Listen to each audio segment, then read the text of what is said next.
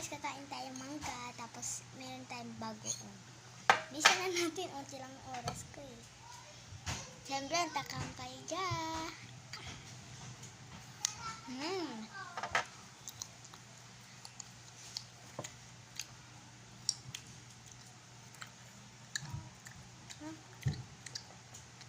Bilis naman ang oras.